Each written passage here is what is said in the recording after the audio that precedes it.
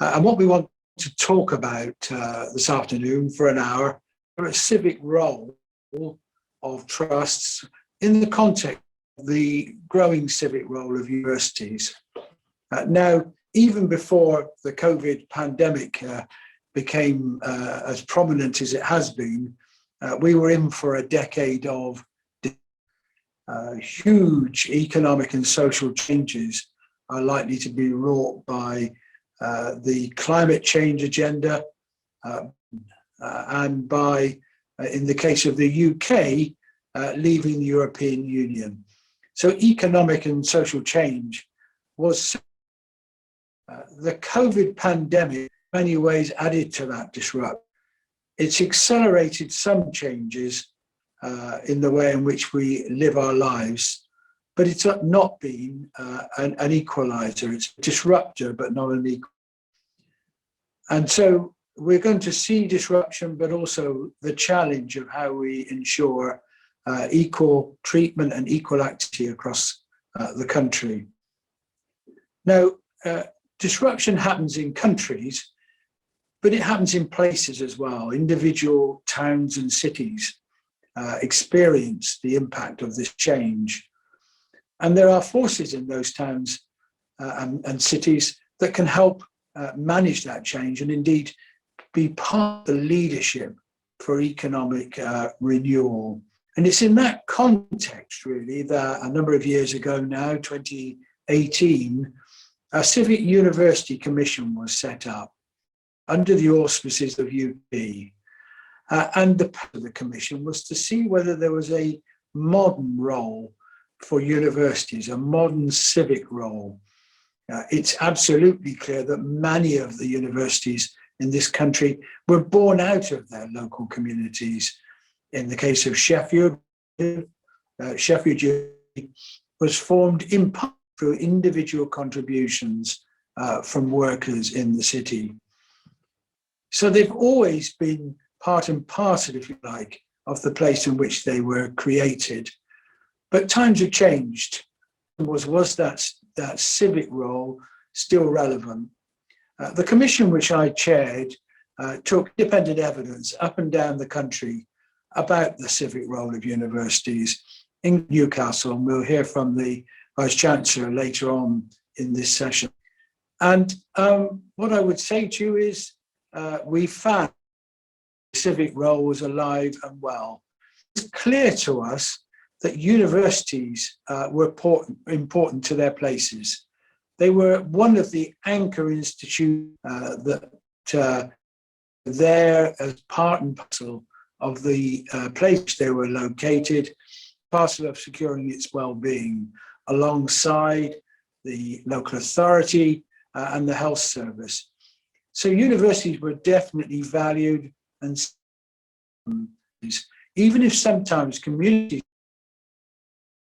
the specific impact of community.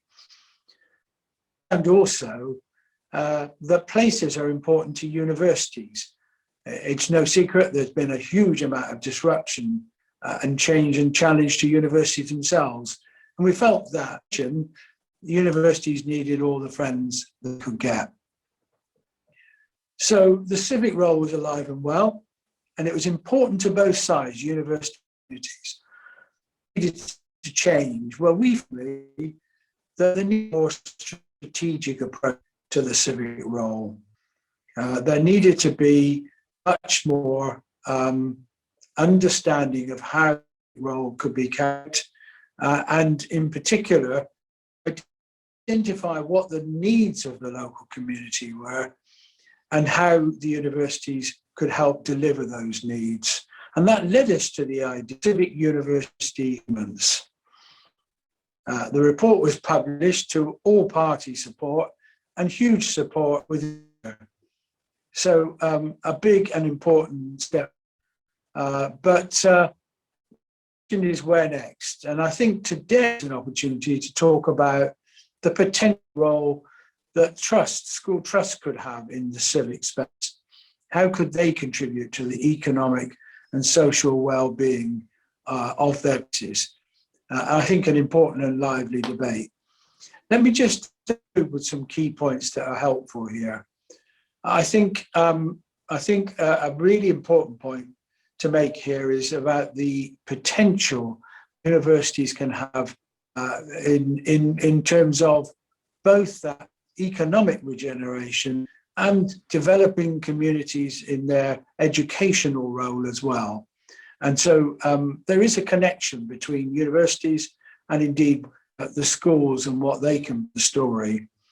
So I think a rich debate to be had here in the context of a country that's going through radical change, both economically and socially. I'll stop there because I gather there's some problems with the sound, and then I'll hand back to Leora to introduce the other speakers. Thank you so much, Bob. There was a little bit of a problem. We could hear you. I wonder if it's a good idea to just turn off your camera just to see if we can increase the bandwidth so we get a strong sound signal from you. Thank you so much for those opening words. So I'm Leora Credis. I'm the Chief Executive of the Confederation of School Trusts, which is the sector body and national organisation for academies and multi-academy trusts. Over the last 2 years, we've been developing a new narrative for school trusts, making the case that they are a new form of civic structure, as Lord Kerslake has identified. I am absolutely delighted today to be joined by 3 fantastic panelists. I'm going to invite each of our panelists in turn to say a few opening words, an opening statement, if you like. So we have Chris Day, who's the Vice Chancellor at Newcastle University, Lucy Heller, who's the Chief Executive at ARC Schools, and Jonathan Simons, who is Director at Public First and Head of the Education Practice. So I'm going to start by just introducing Chris Day. So Professor Day took up the role of Vice Chancellor and President at Newcastle University with effect from January 2017. Previously a consultant hepatologist with an international reputation in medical research, he is a fellow and former clinical vice president at the Academy of Medical Sciences. He has served on the Council of the Medical Research Council and the executive of the Medical Schools Council. Professor Day was chair of the Clinical Medicine Sub-Panel for the 2014 Research Excellence Framework exercise. And for those of us in education, that is broadly equivalent, I think, to the Schools Inspectorate. Professor Day is currently a member of the University's UK Board, chair of the Office for Strategic Coordination of Health Research, and for REF 2021 is chair of the Institutional Environment Pilot Panel for the assessment of the research environment at institution level. He is chair of the N8 group of research universities and Deputy Lieutenant of Tyne and Wear. Chris, we are hugely privileged to have you with us today. Over to you. Thank you. Thank you. So it's great to be here at this very important meeting. I'm just going to divide my comments into 2. One's just to share a few of my assumptions about this agenda, and then a bit about Newcastle University's role in this. So that sets the context of the things that I say in the debate. So first, in terms of my assumptions, we know that places which have successfully fostered post-industrial growth have stressed the importance of education and sustained links between educational institutions and the wider population. In other words, there's a strong correlation between more skills and high levels of human capital and the prosperity and quality of life in a place. We know our schools are key to our aim of driving positive societal change and ultimately to our being able to meet the challenges the world faces. We should be clear that they are our one truly universal provider. Only they are in touch every day with our children. They are at the heart of our local communities in a way quite unlike any other civic organisation. We know that the pandemic has amplified existing inequalities. The impact of school closures and what this will mean for the educational outcomes of a generation is a huge concern. And as a university, we are working with our school partners to understand these impacts and how we can mitigate them. So a word in our context at Newcastle University. Our region has the highest proportion in the country of school children in receipt of free school meals. We know nationally that still a shamefully low proportion of these students gain access to the benefits of higher education. Indeed, the gap is growing and is likely to be increased further as a result of the pandemic. As Bob says, we are also developing a collaborative Newcastle agreement, our Civic agreement, with a range of key civic partners overseen by our City Futures Board, which is chaired by the leader of our council. Linked to this, we're establishing an Into University Centre in partnership with the other university in Newcastle, Northumbria. And the first centre will open in September in the East End of Newcastle, the poorest area of the town, working with the Newcastle East Academy Trust. We belong to several strategic partnerships with school trusts, including a pioneering trust in the West End of the city, as well as our own outreach programmes. As a university, we also play a leading role in regional collaborative initiatives, supporting increased access to HE, including the North East Raising Aspiration Partnership, Opportunity North East and UniConnect. We are increasingly focused on inclusivity and have established the Inclusive Newcastle Knowledge Centre, through which we are researching and evaluating educational practice in the sector. We are supporting the regional delivery of the National Tutoring Programme in partnership with Sunderland University. And we are also developing a place-based engagement in Bly, the post-industrial town to the north of Newcastle, where we seek to partner strategically on research, innovation and knowledge exchange in sustainable energy, helping to develop an industrial cluster accompanied by an ambition for education and skills transformation, which we call From Primary to Postdoc. Included in the partnership are FE College and 2 local secondary schools, which each belong to a different trust. While we know that not all our local schools belong to a trust, we do think that we could help to convene school trusts at a local or regional level to explore new collaborative possibilities with our wider networks and partners. That's all I want to say as an introduction.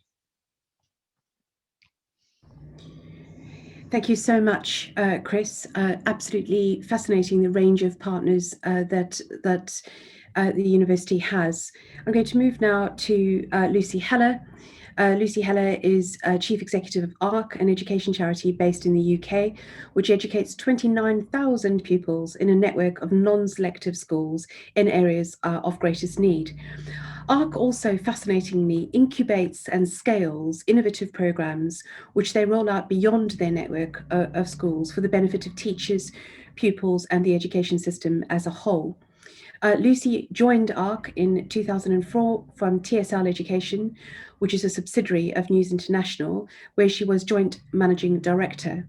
Her previous roles include General Manager of The Observer and Executive Chairman of Verso, a trade and academic publisher. Lucy, thank you for being with us today. Over to you. Thanks, Leora. And I guess the answer is yes, we've certainly, ARC has always from the very beginning seen itself as a civic actor. Our ambition is for our schools to be a part of their local communities, to be driving things there. We've been working from the start, I think, right across the age range, trying to make sure we have everything from nursery through to 18, but also ensuring that parents are engaged, that we're working in regeneration projects, we're working on a whole series of things to do that.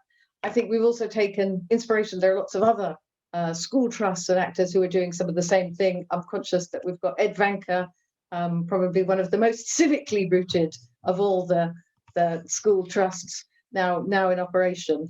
And the question would be, why aren't we seeing more of this? And the answer to that is probably that we're all doing difficult work. I think those working in areas of high disadvantage have a lot to sort of focus on. It's partly one tends to focus on one's knitting, and it's easy to fall into silos. But it's quite clear that schools, I think as Chris was saying, schools have almost unique ability to act as community hubs. They are everywhere right across the country. They have both a huge asset in terms just of being spaces that are available for community use. We've got great facilities in schools. Also, you have relationships and the presence of children and their parents, in many cases, certainly at primary, through the year. And I think what's a waste is exploring sort of why we're not using those links fully. So I would love to hear, as part of this discussion, sort of more talk about what the barriers are and how we could overcome them. Just as a starter point, it's always been a mystery to me, and we're trying to explore this, why, for instance, the NHS isn't putting essentially kind of medical centres in every school, that it would be a way to access vulnerable communities really sort of cheaply, effectively and well to create those links. open up, but we've got lots to discuss and we're going to leave lots of room for questions and discussion. Thank you so much, Lucy. So finally, Jonathan Simons is Director and Head of the Education Practice at the Strategy and Public Policy Consultancy, Public First. He was a member of the Secretariat who wrote the UPP Foundation's Civic University Commission, and he's also supported CST in our thinking about positioning school trusts as a new form of civic structure. Jonathan has spent the past 15 years working in and with government on educational issues, with 8 years in government, including a spell at the No. 10 Strategy Unit, as the head of education for the think tank Policy Exchange, and working in international education for the global charity the Vaki Foundation. Jonathan is a member of Australia Multi-Academy Trust, a trustee of Education Development Trust and of Anthem Multi-Academy Trust, and the co-founder of Greenwich Free School. Jonathan, thank you so much for being with us today. Over to you. Great, thank you so much, Leora, and thank you everyone for inviting me. So I thought I was going to just kick off my introductory remarks by thinking about how some of this might work practically, because when we wrote the Civic University Commission report that Bob chaired, and we started thinking about this, Bob was completely right that there was a huge amount of appetite out there from universities to do this civic role.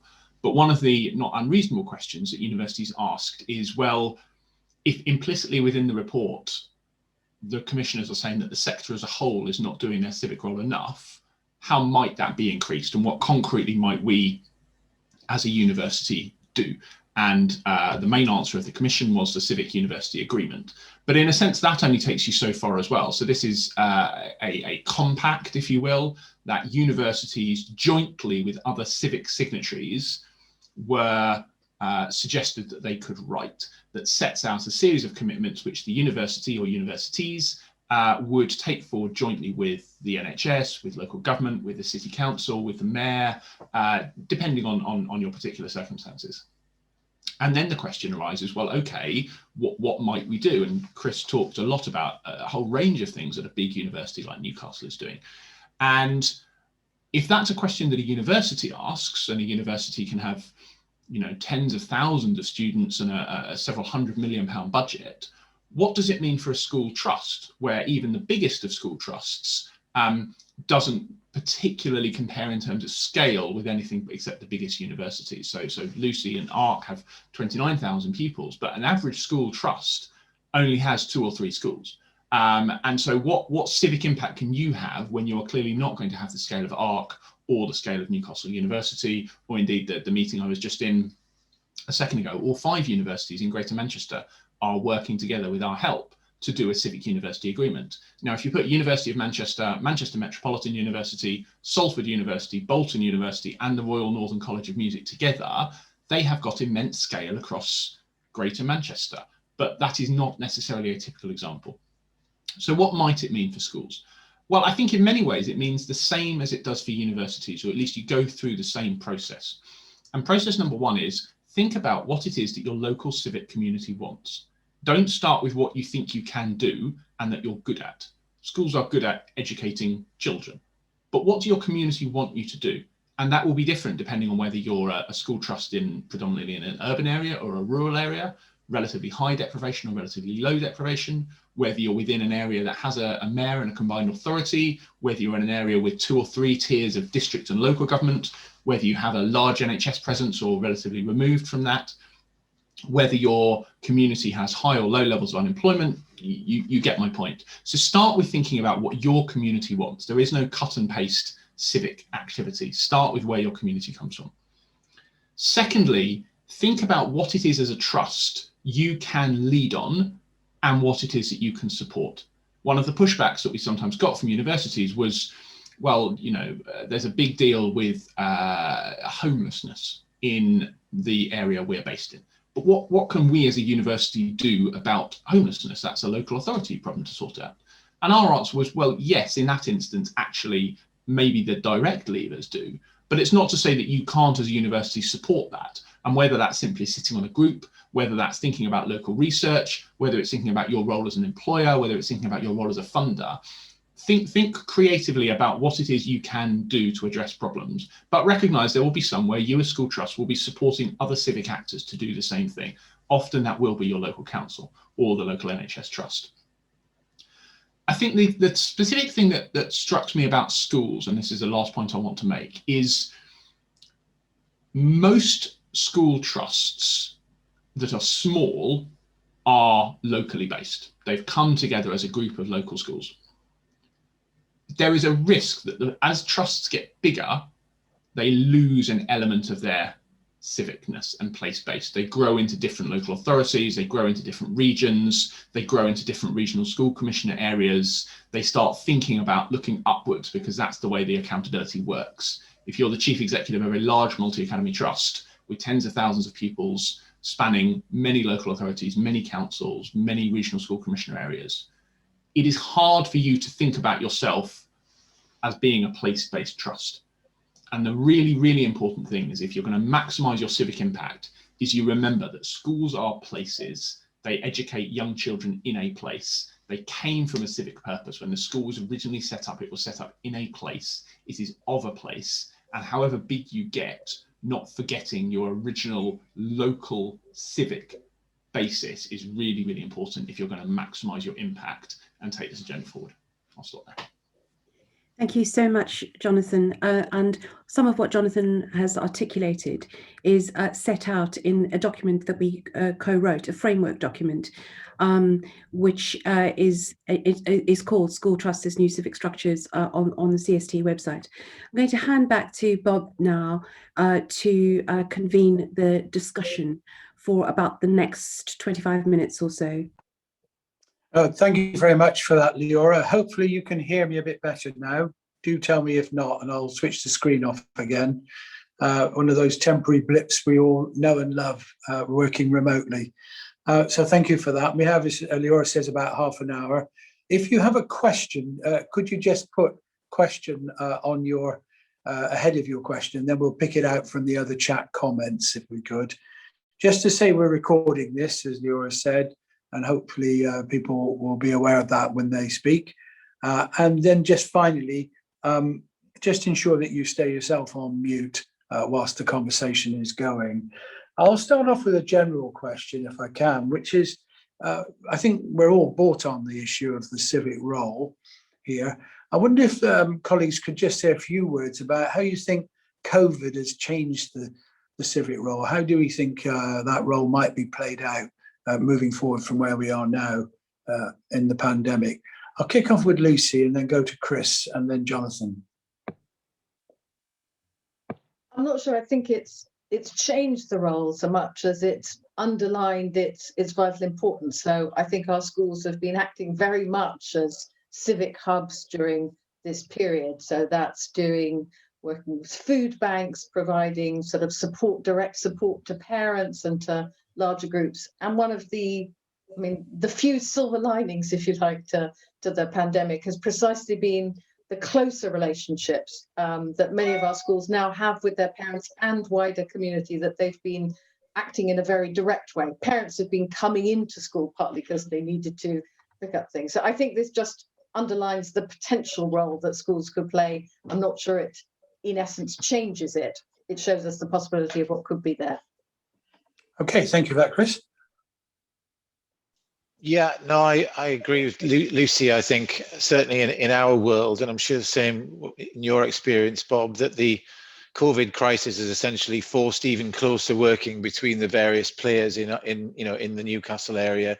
I've never had so many sort of weekly meetings with City Council, with Trust, with our university over the road, Northumbria University, because I think everyone's appreciated that only by working together, can we build back, as people are describing, in this crisis. So, we used to have occasional meetings and chat about stuff, but I think, we're now really all speaking with the same voice. How does this work for you? How can you play a role?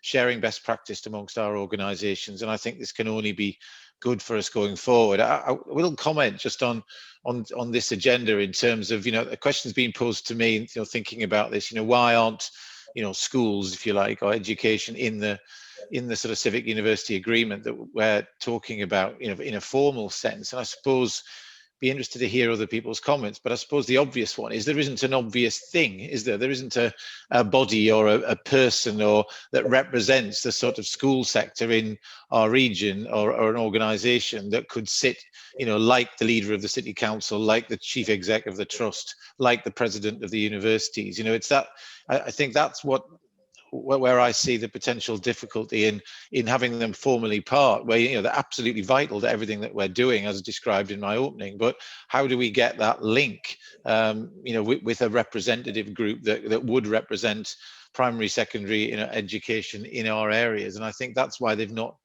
traditionally, as far as I can see, Bob, you'll know all of them better than me, being formally part of a lot of the civic university agreements. Yeah, I think that's right, really. But in the report we did, we put a lot of emphasis on universities connecting strongly with their local schools and local trusts in the preparation of their agreements, because we felt, and I personally felt very passionately, that connection between school and university, right from the off, really, from primary upwards, was a vital part of playing the civic role. So you're quite right, there's no single formal organisation, but there should be a lot of engagement of schools in the process of producing the agreement.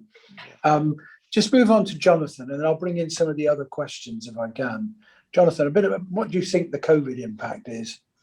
I mean, I broadly agree with Lucy and Chris. I think it has brought home the importance of local collaboration, and I hear this time and time again in every school trust I speak to, in every university I speak to. They say they're doing a lot more discussion with the people, and it's moved beyond sort of tokenistic to actually quite practical. And one of the test cases for that is, how much, sounds crude, but how much time does it take in people like Lucy and Chris's diaries? If these things are a priority to you, then it's a significant part of your time, and doing that type of collaboration does take time.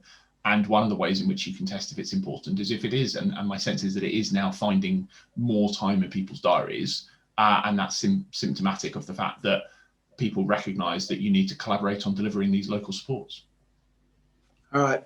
Yes, I think so. A similar view that it's reinforced the importance, basically, but not necessarily changed it in relation to the civic role. There's another question here, if I could play it into for colleagues, around, if you like, what might a civic agreement for a trust look like? What would you potentially see in it? And how would you sort of frame the priorities, I guess, within it? And I'm wondering, perhaps, Jonathan, you might kick off, because you touched on this in your introduction. If you were thinking of a civic agreement for a trust, what might it have?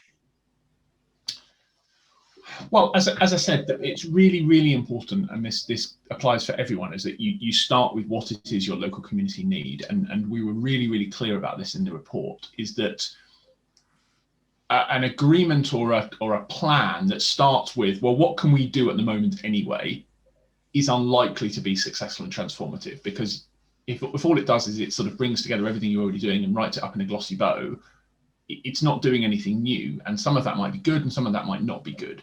But I'm always really, really struck, and again, this more applies to universities and schools, when we've done, for example, local opinion polling with universities and with their area, and we've asked the local population, what do you think about your university?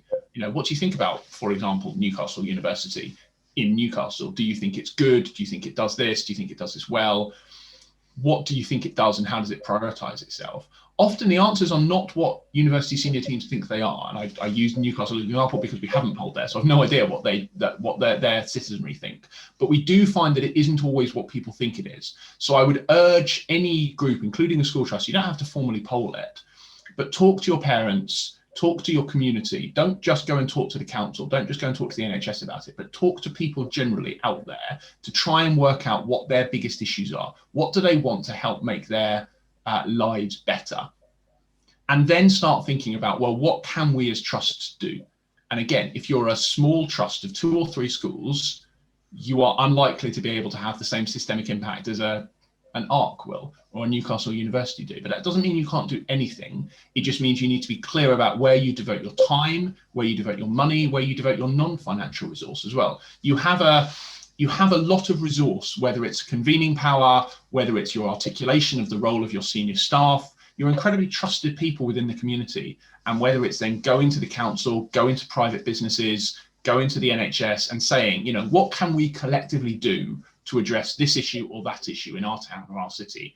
And if you're ruthlessly focused on the thing you can do that you think makes the most difference, and what you as a school can lead on, and what you can contribute, and what you want to support, and that distinction, I think you can, however small you are, make a real difference. Thank you for that, Jonathan. I'll then come on to Lucy if I can. And Lucy, there's a question here also about the role of teaching schools hubs in helping develop the civic role. So it might be good to hear from you perhaps on that point as well. Perhaps if you come off mute, I think, Lucy. Sorry, I was. I want to start by actually coming back on Jonathan's point a bit, because I do think there's a danger in this, that we look to expand the roles that schools do. As he said at the beginning, the role of schools is to educate children. That's a big enough role in itself. So I'm very keen that we're working as part of a sort of civic community, but I think we're not in the business, as far as I'm concerned, of sort of doing a kind of polling to find out sort of what else would you like us to do. I think there's a risk you get spread too thin that route. To some extent, it seems to me that actually I do think the sort of civic role is going to be an extension of the things that schools already do well, which is the convening, which is the sort of working with parents, which is engaging sort of all the ends of the sort of both ends of the age spectrum. So there's just a sort of note back. I also want to take issue again with Jonathan on the question about larger academy trusts losing touch with the local. I hope that we're working on very much on the premise of think national, act local, and saying the advantages of scale are precisely that you have some of the resources to do it. Because again, in the current climate, the one sort of caveat to all of this is that schools really do have limited resources, and particularly right now in the recovery from the pandemic, they're going to be tightly stretched. So I would want to be ambitious for what we could do, but I think it's much more about collaboration with other actors than actually taking on more roles themselves, because I do think schools need to focus on their key work. I think that's a fair question, really. I think just worth saying a little bit, Lucy, on this issue of does size matter here. I think it's perfectly possible to be locally connected and be a big chain, if you like, of academies, a big group. But I prefer that. Yes, you're right. Chain's a bad word. A grouping, yeah. But I think that the issue is you have to actively work at it, don't you? I chair a trust, for Peabody Trust, major housing trust in London, that's grown, and we've had to work harder at making sure we stay locally connected as a bigger organisation, I guess is perhaps the point. But perhaps we could just say a few words about teaching school hubs. I don't know, again, would you like to come in a bit on that one, Lucy, and whether they could help with this? Again, I think that in the first instance, the new kind of expanded teaching school hubs are going to have to have got their work cut out to sort their first new role, because they're dealing with a very large group of schools. In fact, they go sort of, in a sense, well beyond the scale of most civic actors in a local community. So we'll need to see how that works first. I'm not sure how that will pan out yet. Okay, so it's too early to say, really. I don't know who else might want to come in on that. Jonathan, any thoughts on the hubs? I mean, I think that's it's an example of what we were both saying, and actually I don't necessarily disagree with what Lucy said. It's about thinking about what a school can contribute, and the whole point about a teaching school hub is it takes what a school does well in terms of support for staff, and it starts to think about how it can do that beyond its immediate borders. And in a sense, that's a micro example of what a school can do as a civic actor. And actually, I would argue quite strongly that if a school is part of a teaching school hub or it's a lead provider and it's supporting other teachers across an area, that is a very, very important civic role, and that's a major part of what it's doing. I'm not suggesting for a second that schools transform themselves into an all singing, all dancing branch of social services, or that indeed they replicate the role of local government. But it may be, for example, that if your local NHS is looking, as I know it is in ARC, is looking for somewhere to put a new healthcare facility, that you do say, you know, you could co-locate it with the school. There are many advantages in doing that, and we're happy as a trust to work with you and make sure that that works supportively. That's being a civic actor. That's using some of your space. That's using some of your role. That's engaging in partnerships. I'm not suggesting that you suddenly go out and, you know, hire doctors and nurses, but you can be a civic actor through doing that partnership work. Yeah, I think I think that's right, really. And the same debate, of course, came up with the University Commission that we did, that the boundaries, particularly as local government has faced severe reductions. Chris, I remember you raising this point, really. The university had stepped in and supported the museums in Newcastle when they were financially stretched. There has to be boundaries, I guess, about how much you can do in relation to the civic role, given your responsibilities, if you like. And I guess it'd be interesting to hear, Chris, how do you manage that boundary, and how do you in Newcastle establish what the priorities are as far as the civic role is concerned? It's a really tough question, Bob, isn't it, really? And as you say, a lot of the stuff that's grown up, you know, is essentially funded through surpluses, and you know, that you make on other core activities. And you know, the point I was making in that review for others on the call was that if university funding was curtailed in any way for the various different ways the government are currently thinking about it, one of the perhaps unintended consequences that the ministers who would say, well, cut the student fee or whatever, you know, might be obviously fairly sensible thing to do if you're the Treasury, but what would actually stop? And I think Bob's right. The problem is that a lot of this engagement activity, to use that very broad term, is funded from the sort of, you know, the money down the back of the sofa. And if that money had to be used for, you know, for core teaching and supporting research, then there is a concern about what would do that. And obviously the Commission recommended a pot of money, you know, that the government could give out, you know, in addition to its sort of teaching and research money that would enable us to do this. I don't think that got much traction, Bob. And obviously there are pots of money like HIFE, you know, which you know, the Higher Education Innovation Fund, which we do get a block of money from government, and actually many universities like ours put aside a big chunk of that to not do the classical knowledge exchange with industry, but actually to do some of this engagement stuff. And you know, so I suppose that's the formal mechanism. How we decide to do it, you know, what we decide to focus on, you know, I think engagement in place is a core university strategy now of ours. It has a pro-vice chancellor that sits at the senior table with everyone else and would come along with a list of priorities, discussing with local partners, and we decide what we're going to fund, just as we decide which areas of research or new educational programs we were going to fund. So this is part of core business for us now. I think there is a difficulty around funding that core business, but we take it just as seriously as we do teaching and research. Yeah, thank you for that. It's worth saying on the money that we had a sympathetic ear with the minister, then one Joe Johnson. Yes. But what he said was that as far as any extra money was concerned in education, the priority was schools. So yeah. Swings and roundabouts. Yeah. So there you go. That is life, really. Another question here that's just come in is from, I think it's from Steve Hodsman, who says, within his trust, they work hard to inform communities that HE is accessible to all of our children, no matter what background they come from. And could the panel explain how universities can use their civic roles to break down those barriers for disadvantaged children, if you like, wanting to access HE?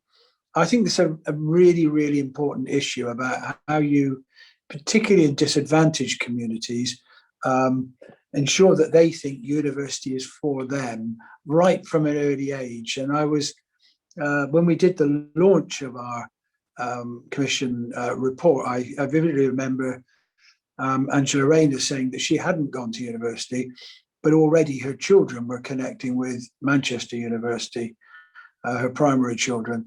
So I'm just interested to hear, in a sense, how that kind of connection how does it work now, and how could it become even stronger so that they think it's a natural choice for them right from an early age, if it's right for them. Lucy, do you want to come in on that? Yeah, sure. And I'll go on to Chris.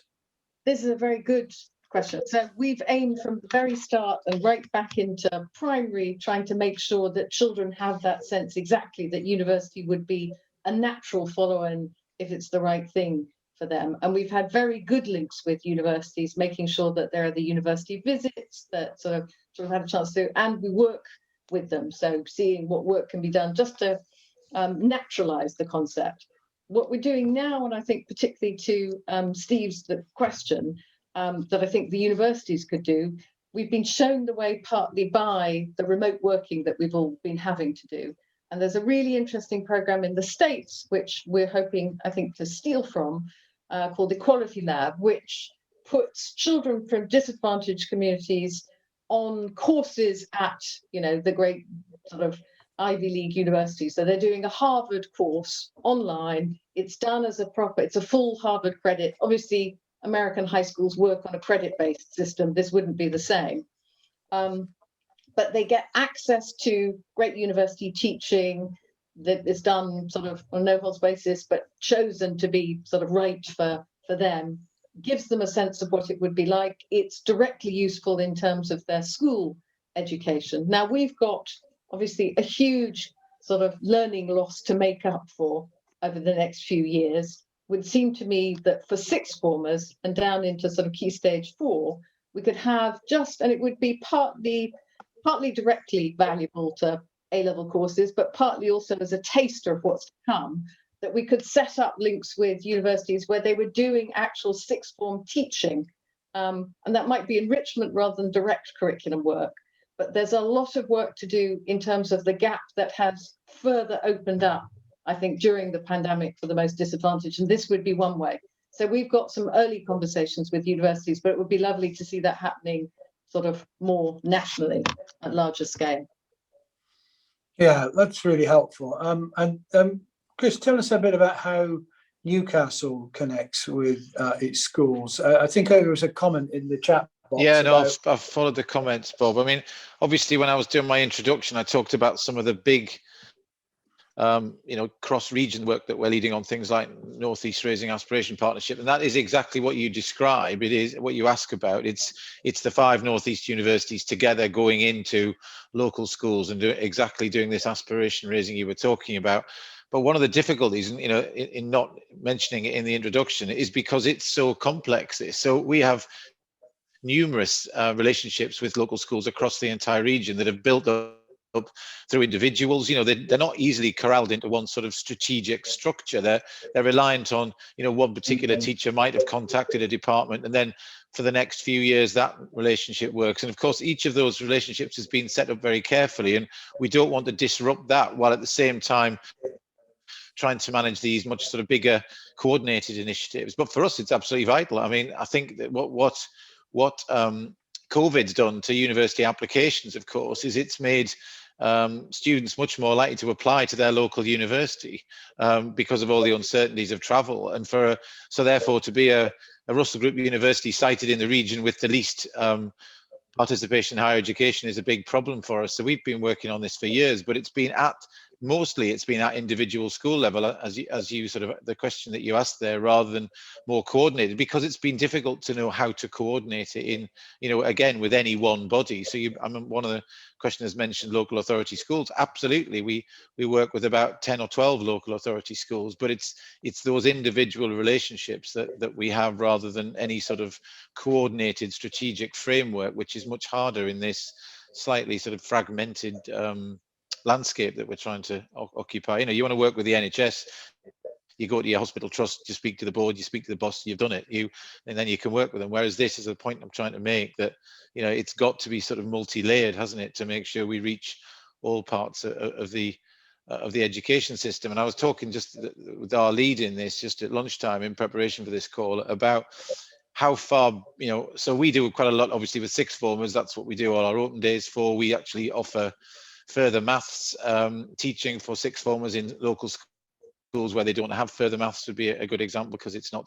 classically offered at some of the less advantaged schools. How far down do you, in the attendance here, think we should go? Should we be helping, teaching maths and science or other subjects to 12-year-olds, 11-year-olds? How far down do you think it's reasonable for the university system to be expected to reach into this population to help the schools raise these aspirations, help the teaching? I think that's a really key question. I think, we're happy with sixth form, but should it be earlier than that? Well, personally, I think it should, actually, and I think there is more that can be done there, because I think there is good evidence to say that if you leave, but by the time you get to the age where you might expect to be thinking about university, you've missed that chance to make the connection. We've had a comment here about the Brilliant Club and the work they do, but let me ask Jonathan to come in on this issue of universities working in schools to raise ambition and attainment in the most deprived areas. Is this kind of something that should happen here, Jonathan? How does it fit with the levelling up agenda? I mean, I think it should, unequivocally. I think, if universities have a series of advantages, and one of the advantages is that they are centres of scholarship, and that is not the same as saying they know how to teach 11-year-olds, 12-year-olds. The two things are different. But I do think that if a university and a group of schools think it is possible, then I do think ideally it would be good if universities did support it. I think where these things have gone wrong in the past, and these happen so often with these type of initiatives, is when government says everyone must do X or everyone must do Y. So it wasn't that long ago that every university must sponsor a school trust. And, unsurprisingly, some of them went really well, some of them went catastrophically badly, and some of them were average. And you can't mandate these things from the top down. You can't just do something because the Vice Chancellor or the Chief Executive or somebody or a government minister thinks it's a good idea and throw some money at it, because that isn't how you build systemic partnership, and it's not how you build transformative work. And one of the reasons why I think ARC is so successful, one of the reasons I think Newcastle University does what it does so well, one of the reasons why LIORA's members do this effectively is because it's built from a sense of civic purpose. It's built from a sense that this is the kind of thing which we think we want to do in our local areas. And again, to sound like a stuck record, you start with what you think your local community want. So if there is a particular issue in the Northeast, as there is, with high levels of disadvantage and relatively low levels of kind of access through to university, that might be an area where Newcastle University think about, is this something which we, working with Northumbria and Sunderland and Teesside, might be able to do? Maybe it isn't, and maybe it is. But I think in principle, I think that, again, for what it's worth, it is consistently one of the things which communities say they most want from their local university is support for raising standards pre-18. So I think on principle, it is something that should be done more, but it has to start from what the civic actors have the ability to do well, and that is going to be respected and received well by the people that you're trying to help. Thank you for that. In fact, I'll just read out a couple of quotes. There's one from Teresa Tunnadine, who says that the Brilliant Club operates with Key Stage 3 students successfully. And there's a comment here from Paul Ireland here about in Liverpool, our local HEIs start outreach program work from a primary level, widening participation, I should have said, work from a primary level, and have intensive programs that support pupils throughout secondary. So it's clear that it can work at primary level, and is. But your point, Jonathan, is it's going to work if the university, the local university, and the schools want it to work, really, rather than because of a government decree. Bob, it's fair to say can I just come in there for a minute, just as a great example of that Jonathan mentioned. So, there was that initiative top down again from the government about setting up maths schools a year or so ago. We looked at that. We asked our local schools, and of course they all uniformly said absolutely not, because if you do that, all the brightest kids will go to there. They'll take the bright kids out of our schools who are inspiring and helping some of the less able kids. The best teachers will go there. What we would much prefer you do with that pot of money that's available is extend that help for further maths into sort of general maths, and as you say, go down the age group. So we put together a really nice package of sort of the university maths department helping all of the schools in the region with their maths. But the government weren't interested in that. They wanted a maths school outside Newcastle University that kids can come to. And it's exactly Jonathan's point, that you've got to tailor what you offer to what the schools around you want, not what somebody in Whitehall decides would be that works in Cambridge or works somewhere else, which the maths school did there. But that wasn't the model that would have worked for us. I agree with that. And I think one of the reasons we grappled with this in the commission, Jonathan, I remember having a lot of discussions, and that's why in the end we went for civic university agreements rather than all universities should do X or Y, to reflect precisely this point about it should be in the place and what matters in that place. That really changes. There's an interesting question here about trusts and their and the civic role, and whether or not, in a sense, the trust model lends itself to this role as a civic actor.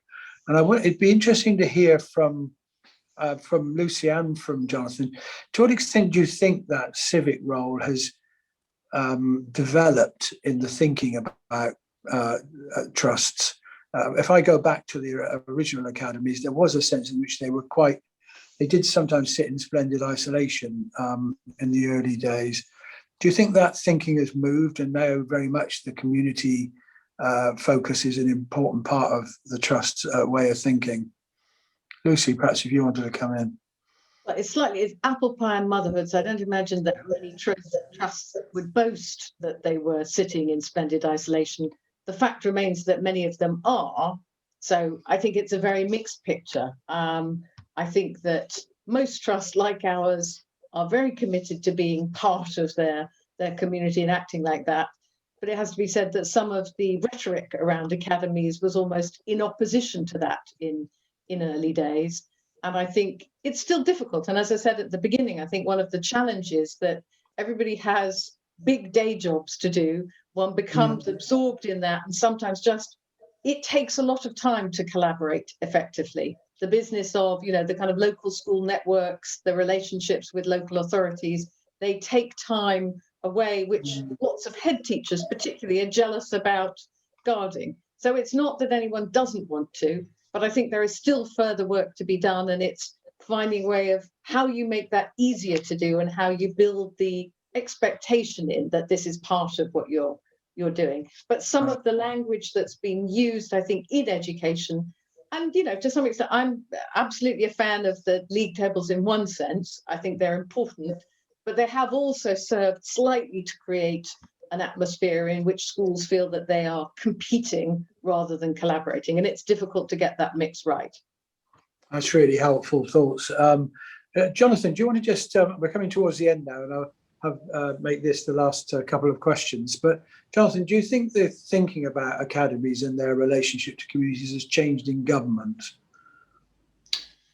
Yeah, it has, and I strongly agree with everything that Lucy just said. So yes, the very early days of academies was almost made a virtue out of the step away from your local engagement and feel free to run your own things without anyone bothering you. And there still does remain some legacy of that today. Again, I think as with universities, if you went and spoke with any academy CEO, he or she would say, no, they're very civically engaged, as would any university vice chancellor. But just as the Civic University Commission drew a distinction between being civically engaged and a real civic actor, I think such is also true in academies. And again, it's the same for schools and academies. You are incentivized to look upwards in many instances, and that is what your day job is, and that's what you're focused on. And as a CEO, you're focused on educating 29,000 children every day, and you're accountable for those, and your responsibility is to make that work. And this can't take away from the day job.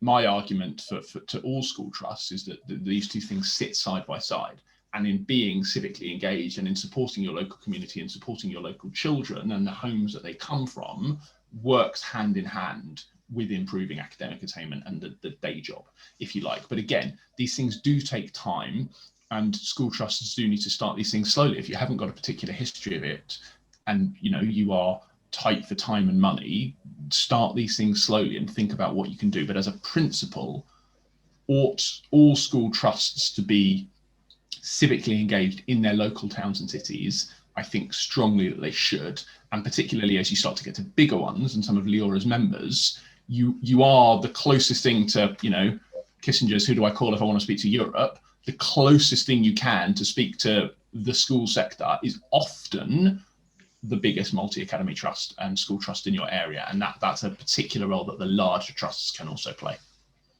Thank you for that. Chris, one last question to you very quickly.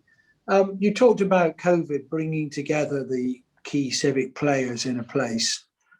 How do you keep that kind of connection going when we move out of the pandemic? Do you think it's here to stay, that stronger collaboration? Very short answer is yes, I do, Bob. I think the relationships and that have built up and the obvious advantages that the partners have seen from this close working, I think it will extend into things you mentioned before. So we've all recently signed, the sort of net zero carbon 2030 agreement as a trust, as a city council, as a university, and I think what you'll see is working together about the green economy and things. So absolutely agree that this is now the way forward, I think. Okay, thank you for that. I'll hand back to Leora now just to say thank you to the panel, and thank you all the contributors from my personal point of view, and apologies that the introduction was a bit choppy in terms of the signal. But over to you, Leora. Thank you so much, Bob, and thank you to our brilliant panelists for the excellent conversation that we've had today. I'm very pleased that we were recording this session.